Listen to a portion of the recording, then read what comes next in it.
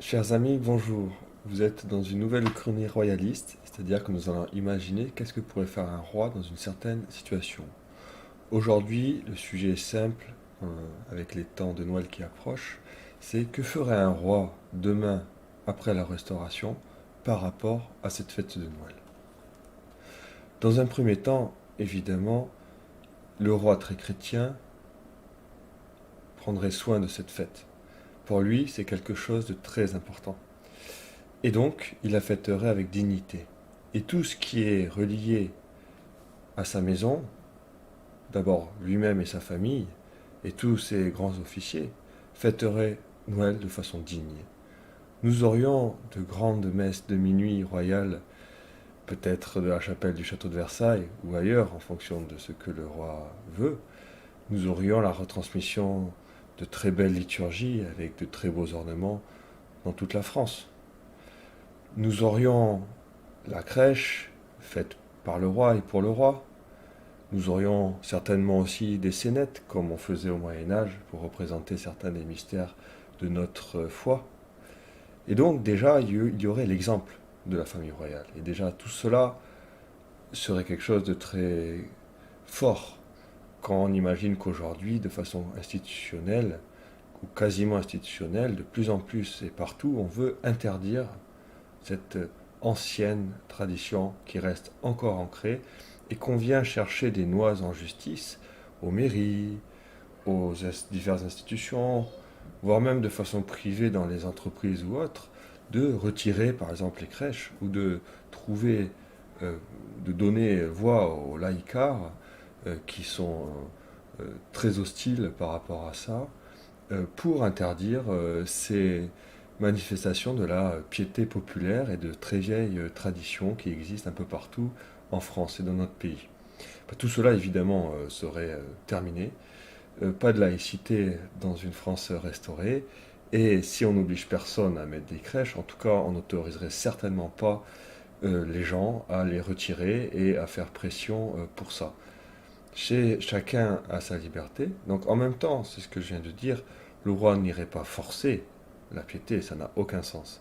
Mais en tout cas, il mettrait un frein, il interdirait de façon tout à fait forte ces violences en fait qui sont faites à notre piété populaire en laissant faire des gens qui sont idéologues, qui sont en fait très violents, et la justice ne serait plus de leur côté, voire même pour ceux qui commenceraient à, je ne sais pas, imaginons que chaque année maintenant nous avons peur de ces voitures béliers qui vont dans les marchés de Noël, ou des choses comme ça, le roi, source de toute justice, serait excessivement sévère avec ces phénomènes, et serait aussi sévère avec les criminels qui font ça, et serait tout aussi sévère avec ceux qui iraient contre la foi de notre roi.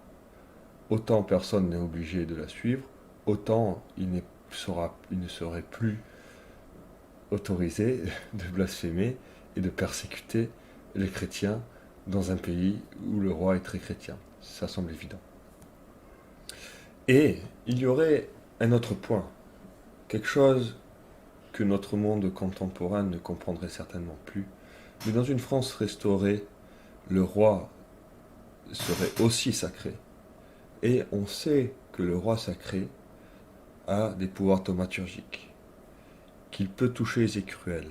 Et quand le roi est en état de grâce, et dans le cas d'une restauration, on imagine mal comment le roi pourrait ne pas être en état de grâce de façon le plus habituelle possible, puisque il faudrait quelques petits miracles pour que cette restauration se passe, et cela viendra aussi de la vertu personnelle du roi, et ce qui nécessite un état de grâce de façon relativement constante.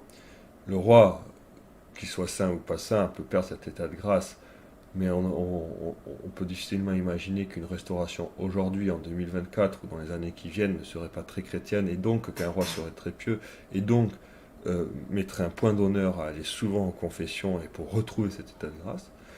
Donc dans ce contexte, Noël est une des fêtes dans l'année, avec Pâques, la Toussaint et aussi la Pentecôte, où le roi traditionnellement touche les écruelles. Donc le jour de Noël serait pour le roi le grand moment où il pourrait toucher des malades. On peut aussi très bien imaginer que le bon Dieu, dans sa grande bonté, puisse ajuster ce pouvoir thaumaturgique aux besoins de notre temps, et que les écrouelles, qui sont une maladie de peau, enfin on sait, qui sont une maladie de peau excessivement virulente et qui amochit, qui enlaidit de façon extrême les personnes et qui les font très souffrir, que ce toucher pourrait continuer à fonctionner avec les écrouelles, parce que ces maladies de peau, même si elles sont peut-être moins virulentes qu'à d'autres époques, bah, réémergent aujourd'hui et se retrouvent, mais pourraient aussi s'étendre à, qui sait, d'autres maladies. En tout cas, ça serait un jour où le roi toucherait les malades et permettrait d'incarner toute la philosophie, tout ce que c'est qu'un roi très chrétien. Un roi très chrétien ne reste pas enfermé dans son palais, loin des gens, loin de ses sujets, caché dans une salle avec un rideau devant parce que ce serait le roi sacré. Au contraire, à l'exemple de notre Seigneur est sacré, il va à la rencontre de ses sujets et en ces jours-là, obéissant à la tradition et se soumettant à l'exemple de notre Seigneur, va aller toucher les malades. Imaginez pour un roi, qu'est-ce que ça veut dire? Toucher des malades. Et quand c'est les écrouelles, c'est quelque chose de normalement terriblement repoussant. Et c'est excessivement contagieux. Ben, le roi, dans l'ancien temps, le faisait. Le roi restauré continuerait à le faire. Et ça serait une manifestation belle de ce que c'est que la royauté. Et qui permettrait, en ce jour de Noël, de rassembler tous les Français, même au-delà des religions, de toucher les cœurs. Que l'on soit chrétien ou que l'on ne soit pas chrétien, voir un roi qui vient toucher les malades ne peut que toucher, ne peut que donner envie de mieux le servir. Et les miracles qui ne manqueraient pas de se passer permettraient aussi de toucher des âmes, de leur donner les grâces pour plus de conversion. Donc un Noël avec un roi retrouverait toute sa place et serait saint. Ça serait vraiment férié. Là, pour le coup, il serait interdit de travailler de façon claire. Et le roi montrerait l'exemple à tous les chrétiens aussi qui ont oublié le sens de cette fête et comment il faut la vivre. Donc que la veillée de Noël soit une vraie veillée avec une vraie messe de minuit et que les festivités ne soient que le lendemain. Et pour finir, ça ne serait pas que Noël, mais toute l'octave de Noël qui serait une grande fête en France. Une fête dans le bon sens du terme, pas l'homo festivus que décrit si bien notre auteur, mais la fête telle qu'elle doit être dans la joie qu'un sauveur nous est né. Et cette joie bien particulière à Noël serait enfin manifestée au niveau de l'État par le roi, incarnée par le roi, qui montre l'exemple et atteindrait toute la population, même ceux qui ne sont pas chrétiens, même ceux qui sont musulmans et qui seraient touchés par ça, et qui pourraient en fait vivre ce temps chrétien. Et on ne peut pas non plus parler de cette fête de Noël dans un cas, dans une France restaurée, sans parler de l'Épiphanie qui arrive peu après. L'Épiphanie qui est la fête des rois, qui serait fêtée aussi par le roi et sa cour avec des fastes tout à fait particulières et qui serait le moment privilégié pour tous nous, les sujets, de montrer notre affection au roi. La galette des rois ne serait plus juste une petite tradition où l'on mange une galette et qui fait plaisir. Ça deviendrait quelque chose de vraiment beaucoup plus solennel et que tout le monde serait fier de fêter. Et toujours pareil, les malheureux ou les tristes idéologues n'auraient pas droit à la parole dans ces temps de fête, sans qu'on les oblige à y participer s'ils ne veulent pas, évidemment.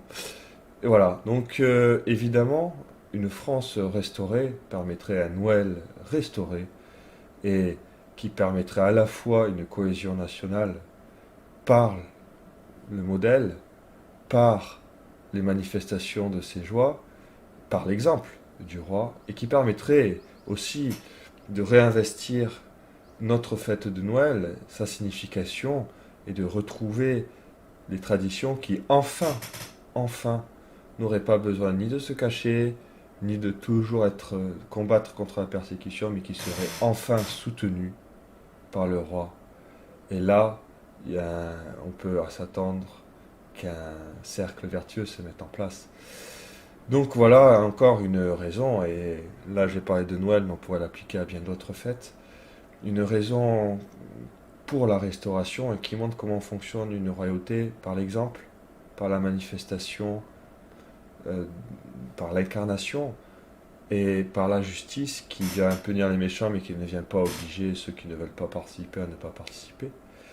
Voilà, donc vivement la restauration, je vous souhaite tous un saint avant et un joyeux Noël.